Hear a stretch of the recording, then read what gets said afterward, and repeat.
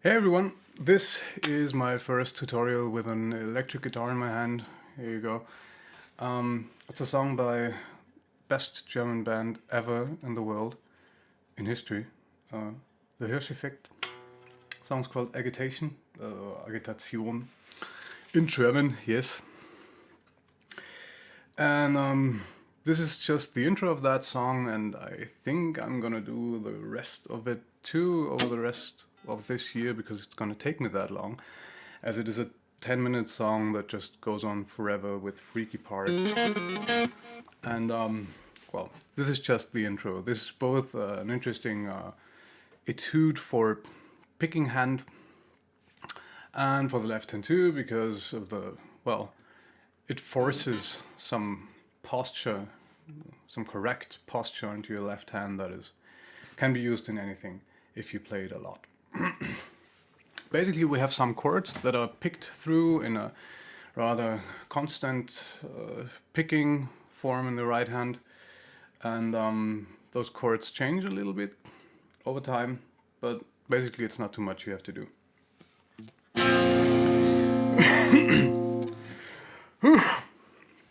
Sorry guys. Okay, so this is the first chord. It's B flat with a fifth and a 9 up here, so B flat 9. First fret of the A string, middle finger on the third fret of the D string, and your pinky goes to the fifth fret of the G string. Fingering is very important with this piece here because there are some chords ahead that just won't work if your hand is like this or if you use different fingers than I do. So you just do this 1, 3, 5, and your right hand goes.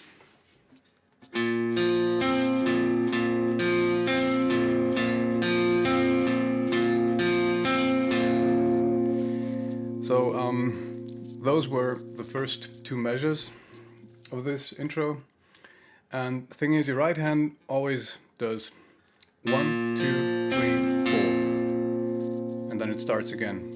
So 1, 2, 3, 4, 1, 2, 3, 4, 1, 2, 3, 4, 1, 2, 3, throughout the whole piece,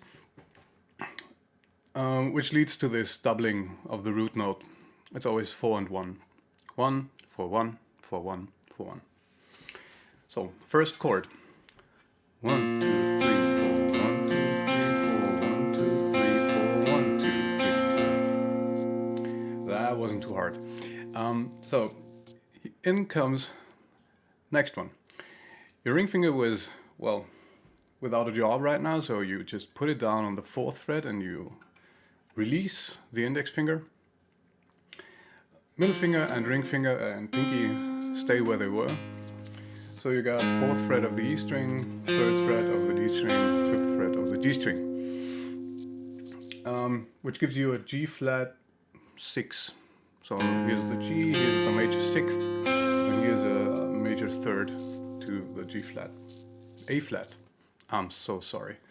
This enharmonic stuff just messes with my brain. So here we have A flat, and a major 6th in there.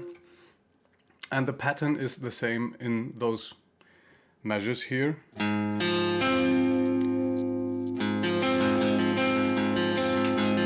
It's just that after the first time you play it, your pinky goes away and the index finger comes down on the 3rd fret of the D string for this chord.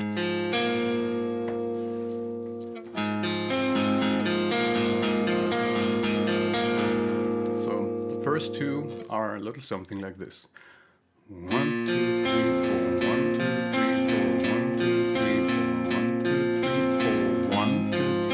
4, 1, 2, 3, 4, 1, 2, 3. And now comes the funky part, because you move down to this G flat. Now it really is a G flat major, because you got a major 7th to that G flat down here, and major 3rd too. Beautiful. And now the right hand still goes on. It does 1, 2, 3, 4, and in 1 and 4 it's the root note, which is our G flat. But the left hand changes, like all the time. Follow me.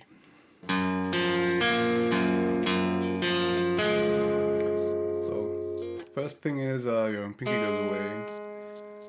Index finger goes to the first fret of the G string. Now pinky moves down to the fourth fret of the A string, and then back to the second variation. So measures 5 and 6 are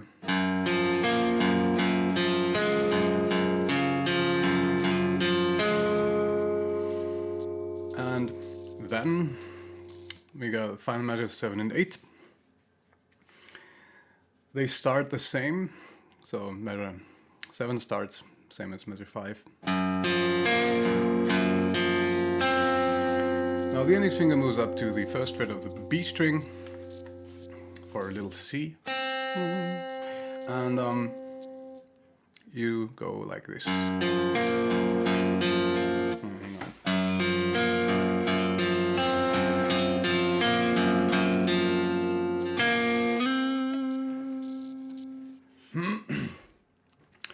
And this musical run-on line here is like the funky thing about this whole measure and going back into the next repetition of the intro, because if you play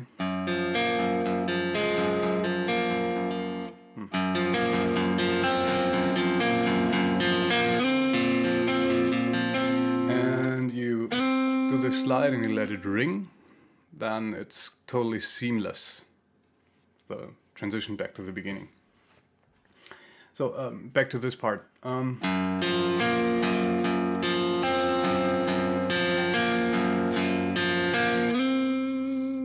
So you play the basic G flat major, the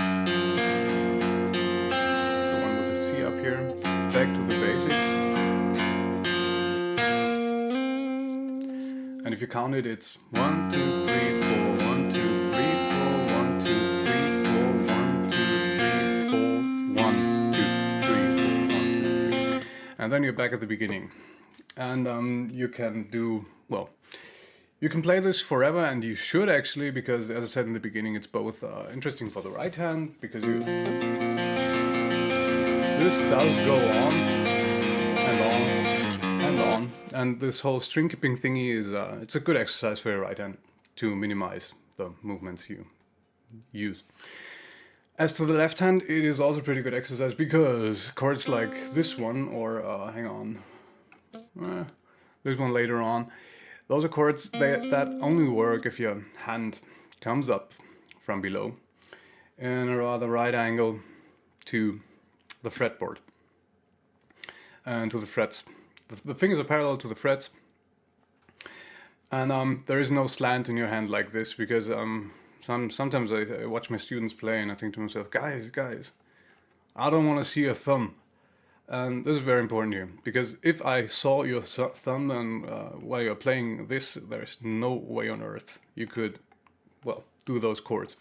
It's got to rest down here, slap bang in the middle of your neck, in order to, well, enable your fingers to move freely, because that's the most liberating way of holding your hand. It's like this, with the thumb down here and the fingers can spread out in all directions.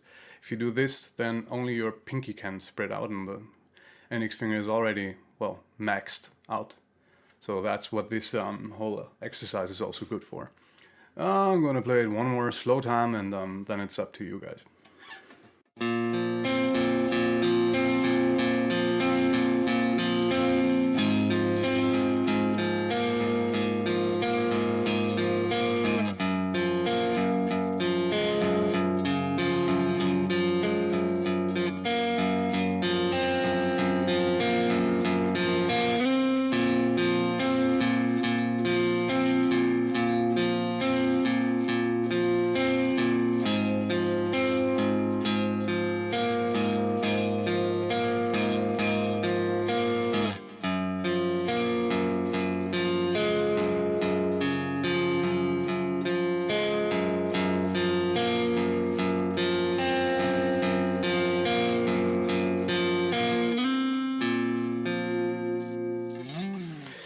That's about it. Those guys, they have a tab book too. Please don't ask for tabs because they sell it. Get it from their homepage, hirscheffekt.com.